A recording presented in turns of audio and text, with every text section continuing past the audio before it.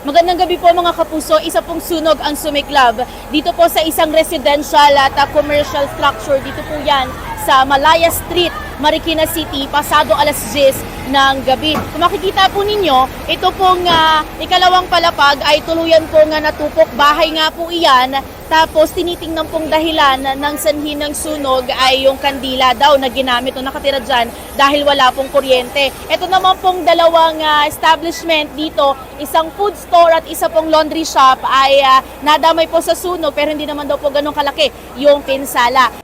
Tulog na po ako niyan, ma'am. Tulog na ako. May nagsabi na susunog, labas ako ng bahay. Kasi mula ano pa lang, usok. Kahit extinguisher, usok pa lang. Hanggang sa inabot na. Kasi mula po yan sa kandila. Bakit po ba sir may kandila sa bahay? Wala pong kuryente, ma'am. Pagod ako sa katrabaho, umuwi ako. Pahinga na ako. Naiwan ng kandila. Pagising ko, malakas ang apoy na.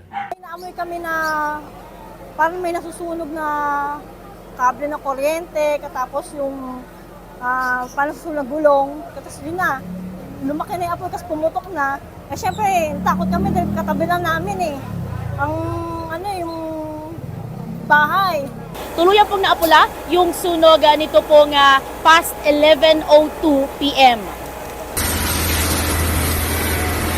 Ate Paul.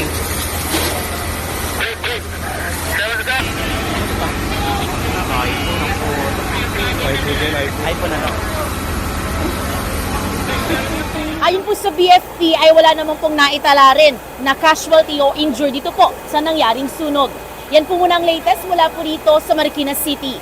EJ Gomez para sa GMA Integrated News.